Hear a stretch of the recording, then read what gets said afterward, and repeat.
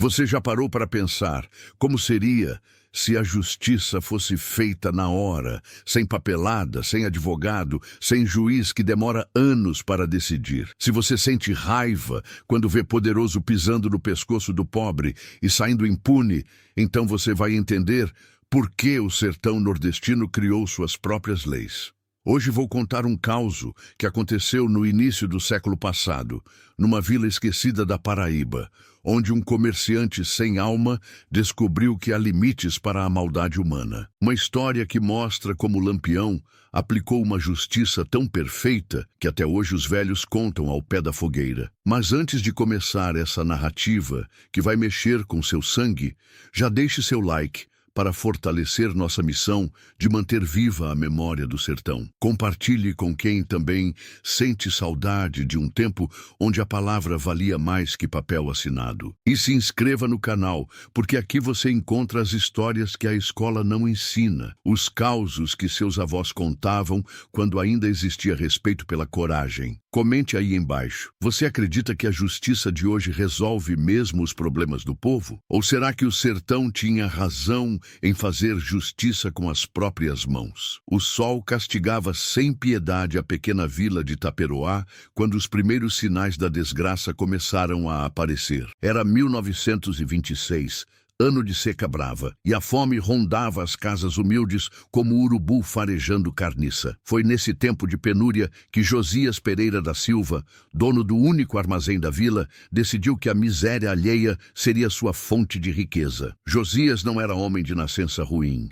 Tinha chegado à Paraíba vindo de Pernambuco com uma carroça, alguns mil-réis e a promessa de honrar o comércio local. Por 2 anos, vendera mantimentos de qualidade, ganhara a confiança do povo simples. Mas a ganância, essa peste que corrompe a alma do homem, foi crescendo em seu peito como erva daninha em terra fértil. Quando a seca apertou e o dinheiro ficou escasso, Josias viu uma oportunidade sinistra. Os pobres da vila, desesperados pela fome, comprariam qualquer coisa para não ver os filhos chorando de barriga vazia. Foi então que ele começou sua safadeza. Comprava carne já meio estragada dos açougues da capital por preço de banana, farinha com gorgulho, feijão mofado, rapadura com vermes.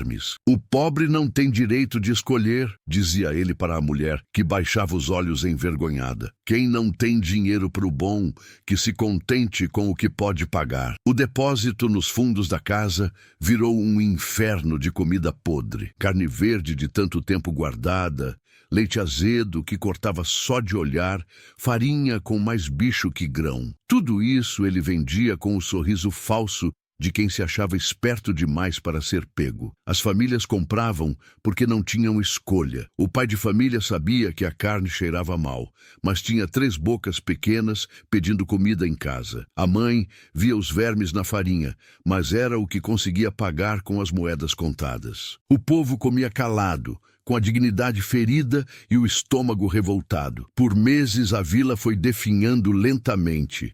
Crianças com a barriga inchada, adultos fracos e pálidos, velhos que mal conseguiam sair de casa. Josias engordava enquanto o povo emagrecia. Construiu um puxado na casa, comprou roupas finas, mandou buscar uma égua de sela na capital. Mas o sertão tem seus sinais, e a natureza não demora a cobrar quando alguém desequilibra a ordem das coisas. Foi numa tarde de dezembro, quando o mormaço deixava até os cactos suando, que a tragédia mostrou sua face mais cruel. Pequeno João, menino de apenas 7 anos, filho do vaqueiro Antônio Luiz, comeu um pedaço da carne que a mãe preparara com lágrimas nos olhos. Era tudo o que tinham para a ceia. A carne estava podre há dias, mas a fome não escolhe. Na madrugada, os gritos da criança acordaram a vila inteira. Pequeno João se contorcia na rede, com febre alta e o corpo todo dolorido. Vomitava sangue, gemia como animal ferido. A mãe, Dona Francisca, segurava o filho nos braços e sentia a vida escapando entre os dedinhos pequenos. O velho Zé Mateus, que entendia de plantas e rezas, foi chamado às pressas. Assim que entrou no quarto e viu o menino, balançou a cabeça com tristeza. Isso não é doença comum, não. Essa criança foi envenenada. A palavra envenenada Ecoou pela vila como tiro de bacamarte. As mulheres se benzeram, os homens cerraram os punhos. Todos sabiam de onde vinha a comida que estava matando suas famílias. Pequeno João agonizou por 3 dias. 3 dias de sofrimento puro, enquanto a mãe rezava e o pai caminhava de um lado para outro, sem saber o que fazer. No 3º dia, quando o sol nascia vermelho como sangue derramado, o menino entregou a alma a Deus. Foi então que a fúria do sertão despertou, não a fúria cega, que quebra e destrói sem pensar, mas a fúria justa, que procura o culpado e não descansa até ver a conta acertada. O enterro do pequeno João foi o mais triste que aquela vila já havia presenciado. O caixãozinho de madeira branca, feito às pressas pelo carpinteiro local, parecia pequeno demais para carregar tanta dor. Dona Francisca não conseguia parar de chorar, e cada lágrima que caía na terra seca era como chumbo derretido no coração de quem assistia. Antônio Luiz, o pai, permaneceu calado durante todo o sepultamento. Mas seus olhos queimavam com uma chama que todos reconheciam. Era a chama da vingança justa, a mesma que brilhava nos olhos dos homens que não aceitavam ver injustiça passar em branco. Depois que a última pasada de terra cobriu o pequeno corpo, o povo se reuniu debaixo do umbuzeiro que ficava na praça central. Não foi combinado, não foi marcado. Foi como se o próprio sertão chamasse aqueles corações feridos para um só lugar. Não pode ficar assim, disse o velho Zé Mateus, apoiado na bengala de aroeira. Esse comerciante matou uma criança inocente e tá aí tranquilo, contando o dinheiro sujo. E o que nós podemos fazer? Perguntou Dona Maria das Dores, ainda com os olhos vermelhos de tanto chorar. Ele tem dinheiro, conhece gente importante, nós somos só povo miúdo. Foi então que Severino Ramos, vaqueiro respeitado na região, falou o que todos pensavam, mas ninguém tinha coragem de dizer. Tem um homem que não distingue rico de pobre na hora de fazer justiça. Um homem que ouve o clamor do sofrido e não fecha os ouvidos para a dor do inocente. O nome não precisou ser dito.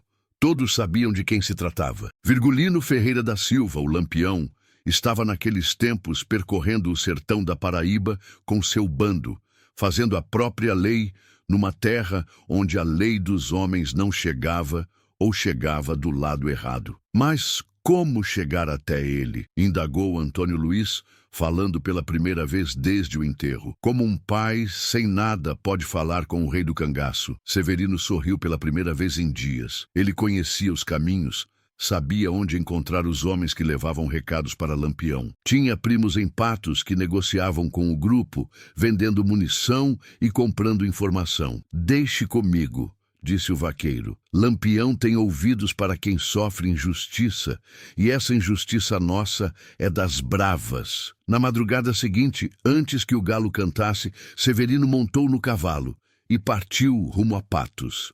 Levava na alforja uma pequena sacola com a roupa que o pequeno João usava no dia em que morreu, ainda com manchas de sangue que a mãe não quis lavar. Era a prova do crime, o testemunho silencioso que falaria mais alto que 1000 palavras. O caminho até Patos era de 2 léguas, mas parecia eterno para um homem com pressa de fazer justiça. Severino cavalgava enquanto o sol nascia, pensando nas palavras que diria, rezando para que sua missão desse certo. Em Patos, procurou por Chico Pereira, primo distante que conhecia os movimentos do bando. Chico escutou a história calado, vendo as manchas de sangue na roupinha de criança. Quando Severino terminou de contar, o homem balançou a cabeça com gravidade. Essa história vai chegar aos ouvidos do patrão Lampião antes do sol se pôr. Isso eu garanto. E chegou. Naquela mesma tarde, quando Lampião descansava com o bando numa fazenda abandonada nos arredores de Sousa,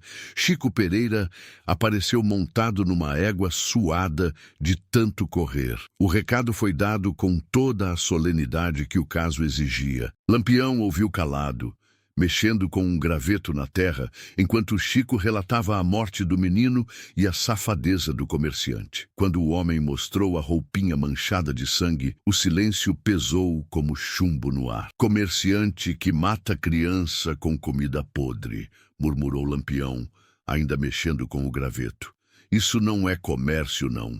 Isso é assassinato dos mais covardes. O rei do cangaço levantou os olhos, e quem conhecia Virgulino sabia que aquele olhar significava que uma decisão havia sido tomada. Uma decisão que mudaria para sempre o destino de Josias Pereira da Silva. Corisco! Chamou. O braço direito apareceu imediatamente, já sabendo pelo tom da voz que algo sério estava acontecendo. Nós vamos fazer uma visita a Taperoá, disse Lampião, jogando o graveto no fogo que começava a crepitar. Tem um comerciante lá que precisa aprender o que acontece com quem mata criança inocente. A notícia correu pelo bando como rastilho de pólvora. Os homens começaram a preparar armas, verificar munição, ajustar as alpercatas. Sabiam que quando Lampião falava naquele tom, a justiça seria feita da forma mais memorável possível. Enquanto isso, se você ainda não curtiu este vídeo,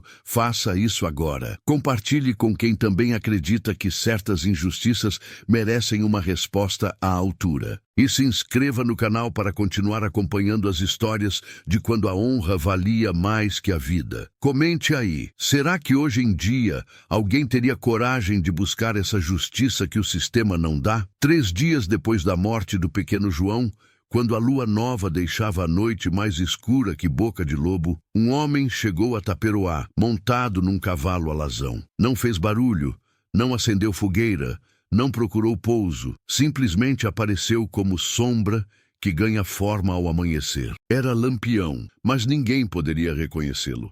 Havia trocado o chapéu de couro pelo chapéu de palha do vaqueiro comum, guardado o punhal ornamentado e vestido roupas simples de algodão cru. Parecia apenas mais um retirante em busca de trabalho ou comida. O rei do cangaço sabia que a verdade só aparece quando o mentiroso não sabe que está sendo observado. Por isso, antes de aplicar a justiça, ele precisava ver com os próprios olhos a extensão da safadeza de Josias Pereira da Silva. Ao amanhecer, quando o sol começava a dourar as casas de Taipa, Lampião se dirigiu ao armazém do comerciante. Josias estava atrás do balcão, pesando farinha numa balança que certamente estava viciada. O homem tinha engordado nos últimos meses. A barriga crescera, as bochechas estavam rechonchudas e usava uma camisa de linho que devia ter custado mais do que uma família pobre gastava em 6 meses de comida. "Bom dia, patrão", disse Lampião com voz humilde,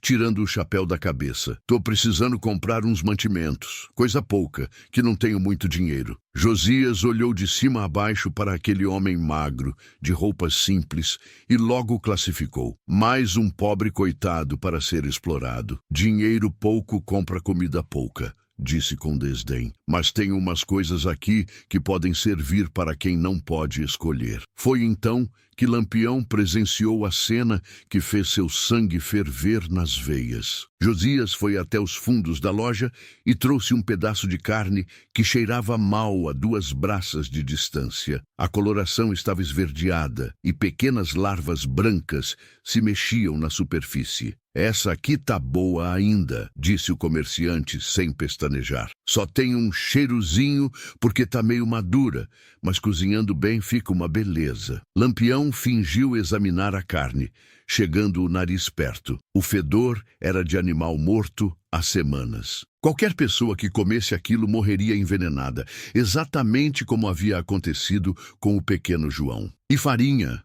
O senhor tem?" perguntou, controlando a raiva que crescia no peito. Josias trouxe um saco de farinha que mais parecia um formigueiro. Os bichos se mexiam tanto que a farinha parecia viva. Gorgulhos gordos e pretos boiavam na superfície como boia em açude. "Essa aqui é especial", disse o sem vergonha. "Tem bastante proteína por causa dos bichinhos. Faz bem para as crianças." Naquele momento, Lampião entendeu que estava diante não apenas de um comerciante desonesto, mas de um monstro que lucrava com a morte das crianças inocentes.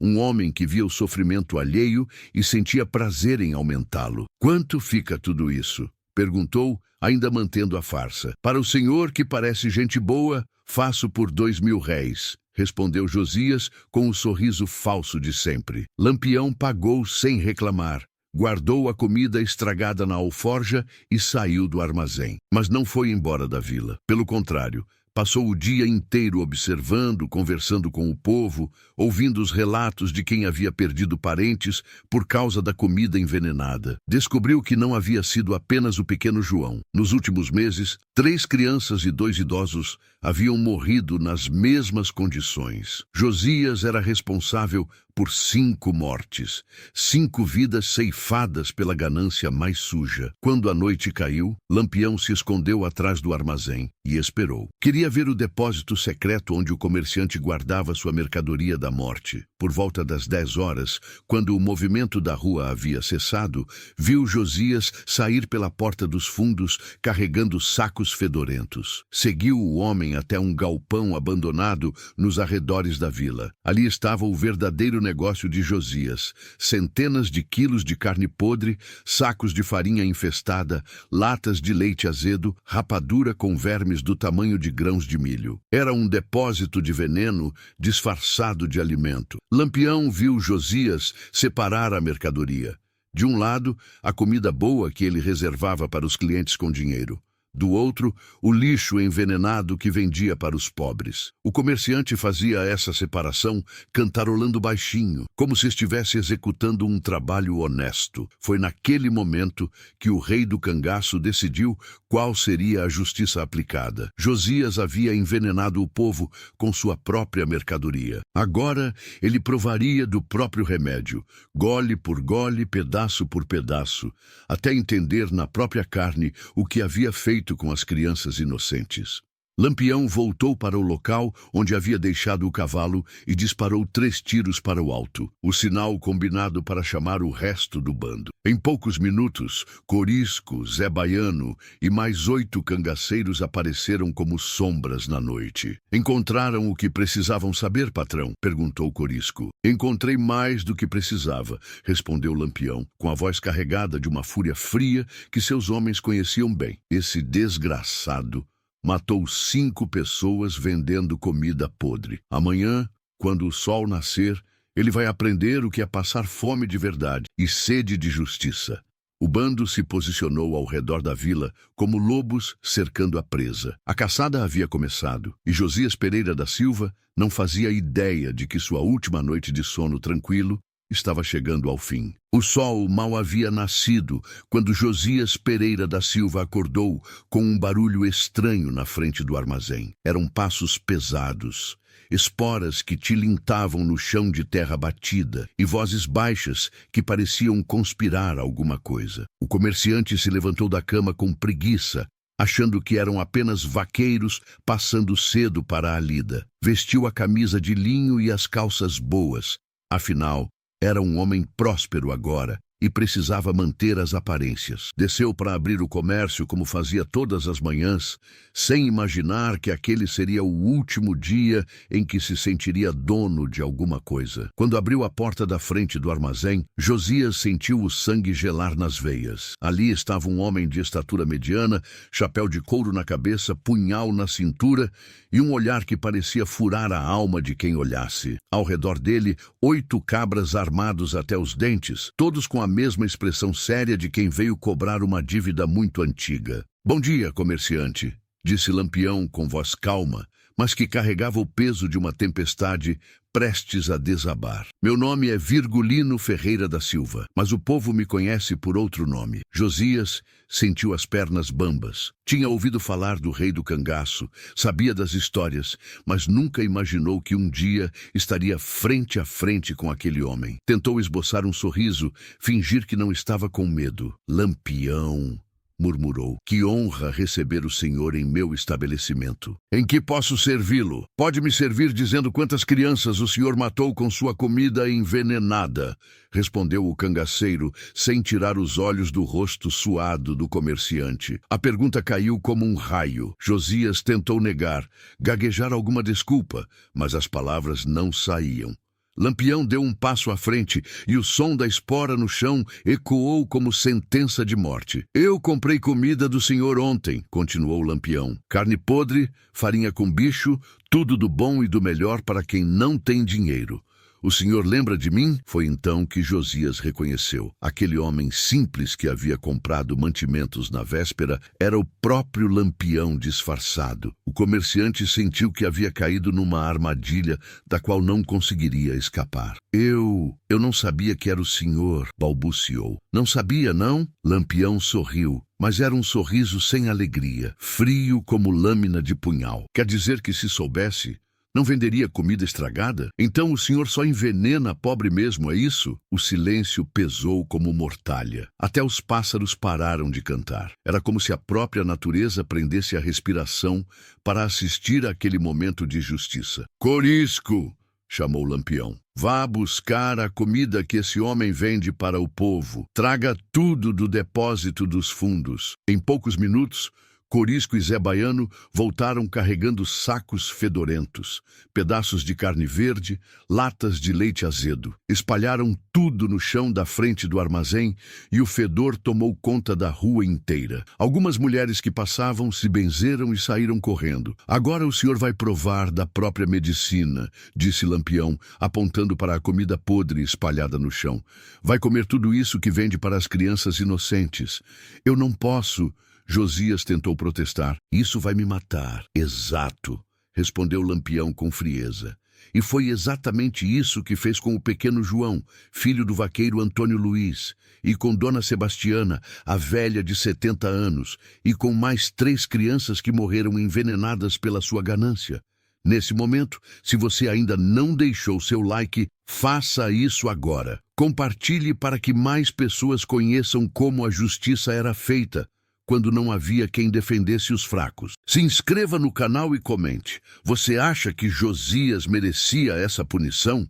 A justiça do sertão era mais eficaz que a de hoje? O povo da vila começou a se juntar na rua. Antônio Luiz chegou, com os olhos ainda vermelhos de dor. Dona Francisca veio também, apoiada pelas comadres. Todos queriam ver a conta sendo cobrada. Come, ordenou Lampião, com voz que não admitia desobediência. Come a carne que matou o menino inocente. Josias pegou um pedaço da carne podre com as mãos trêmulas. O fedor era insuportável. As larvas se mexiam como se estivessem vivas. Ele levou à boca, mastigou e engoliu, fazendo uma careta de nojo que arrancou alguns sorrisos amargos da multidão. Agora a farinha, continuou Lampião. A farinha cheia de bichos que o senhor disse que fazia bem para as crianças.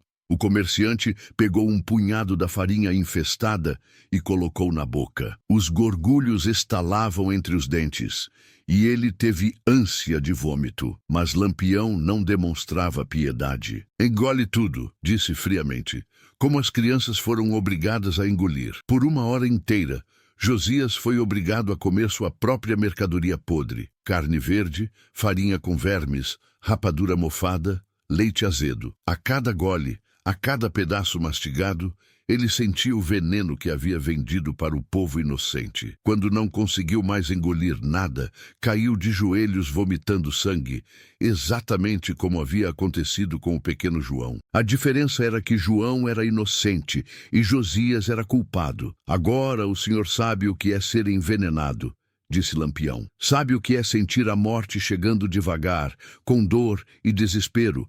Foi isso que o senhor fez com 5 pessoas inocentes. Josias agonizava no chão, pedindo perdão, implorando misericórdia. Mas o sertão não conhece misericórdia para quem mata criança por dinheiro. O senhor vai morrer, disse Lampião com solenidade. Mas antes vai ficar aí agonizando, para que todo mundo veja o que acontece com o comerciante que envenena povo pobre. E foi assim que Josias Pereira da Silva pagou sua conta com juros altos. Morreu na poeira da rua, com a barriga cheia da própria maldade, enquanto o povo assistia calado à justiça mais perfeita que aquele sertão já havia presenciado. Quando o corpo de Josias Pereira da Silva finalmente parou de se mexer, um silêncio pesado tomou conta da vila de Taperoá. Era o silêncio que vem depois da tempestade, quando a poeira baixa e se pode ver com clareza o que ficou de pé e o que foi derrubado para sempre. Lampião tirou o chapéu da cabeça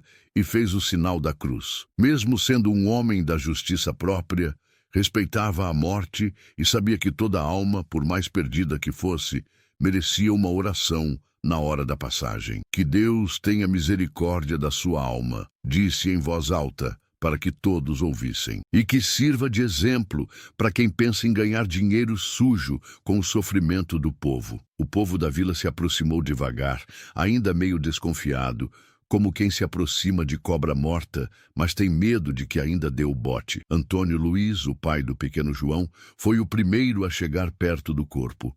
Ficou ali parado, olhando para o homem que havia matado seu filho, sem saber se sentia alívio ou se a dor continuava a mesma. A conta foi paga, disse Lampião, colocando a mão no ombro do vaqueiro. Seu menino pode descansar em paz. A justiça chegou. Dona Francisca, a mãe da criança, se aproximou também. Tinha lágrimas nos olhos, mas não eram mais lágrimas de desespero. Eram lágrimas de quem finalmente viu a balança se equilibrar, de quem presenciou o mal sendo punido com a própria maldade. Lampião se dirigiu então ao povo reunido. Sua voz ecoou pela rua como sermão de padre na missa dominical. Que isso sirva de aviso para todo comerciante que pensa em enganar o povo trabalhador. O sertão tem olhos, tem memória e tem quem faça a justiça quando ela não chega pelos caminhos normais. Quem mata criança por dinheiro não merece piedade nem perdão. O rei do cangaço montou no cavalo alazão, seguido pelos seus homens. Antes de partir, fez um último gesto que ficaria gravado para sempre na memória daquela gente. Tirou do alforge uma moedinha de prata e a entregou para Antônio Luiz. Para acender uma vela pela alma do seu menino, disse. E para lembrar que a justiça, quando demora, sempre chega mais pesada. O bando partiu, levantando poeira, sumindo no horizonte como tinha aparecido. De repente, como força da natureza que vem, faz o que tem que fazer e vai embora. Mas deixou atrás de si algo mais poderoso que qualquer lei escrita. Deixou uma lenda. A notícia do que aconteceu em Taperoá se espalhou pelo sertão nordestino como fogo em caatinga seca. De boca em boca, de feira em feira, de vaquejada em vaquejada, o caos foi crescendo e ganhando detalhes que só a imaginação popular sabe dar. Diziam que Lampião havia obrigado o comerciante a comer não apenas a comida podre, mas também as moedas falsas que ele usava para enganar os clientes. Outros contavam que antes de morrer, Josias confessou ter envenenado não 5, mas 15 pessoas.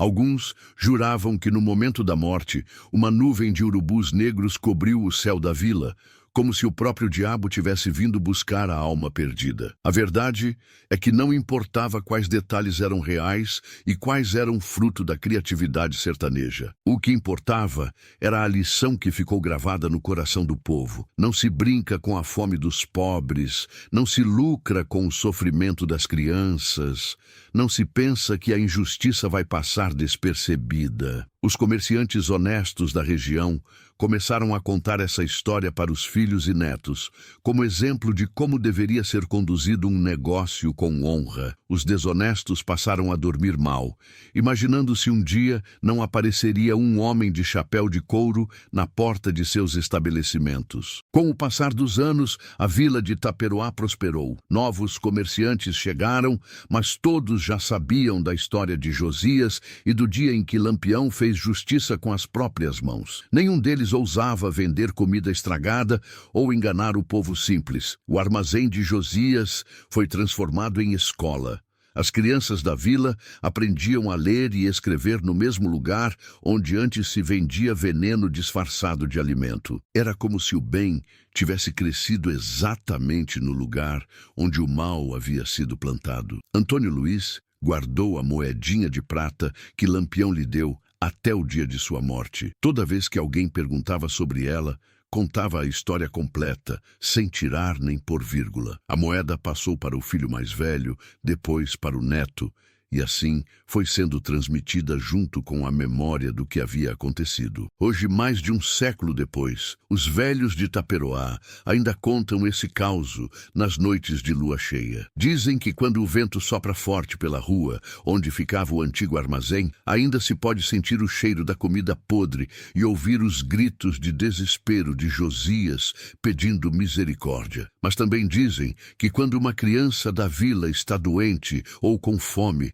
sempre aparece alguém para ajudar, como se o espírito de Lampião ainda protegesse os inocentes e castigasse quem ousa prejudicá-los. Essa história nos ensina que a verdadeira justiça não vem sempre dos tribunais ou das leis escritas em papel. Às vezes, ela vem do coração de quem não suporta ver injustiça e tem coragem de fazer alguma coisa a respeito. Será que hoje, em nosso mundo de leis complexas e processos que se arrastam por anos, ainda existe espaço para essa justiça simples e definitiva? Será que perdemos alguma coisa importante quando abandonamos a ideia de que certas ações devem ter consequências imediatas e proporcionais? O que você acha? Deixe seu comentário, compartilhe este vídeo com quem também sente falta de uma justiça mais justa e se inscreva no canal para continuar conhecendo as histórias que fizeram o sertão e que ainda ecoam em nossos corações. Porque no final das contas, compadre, o sertão não esquece, e enquanto houver quem conte essas histórias, a memória da honra e da coragem continuará viva, lembrando a todos nós que existem limites para a maldade humana e que toda injustiça, cedo ou tarde, encontra seu acerto de contas. A justiça pode demorar, mas quando chega, chega pesada. E essa é uma lição que o comerciante Josias Pereira da Silva aprendeu da pior forma possível, provando do próprio veneno que serviu para os outros.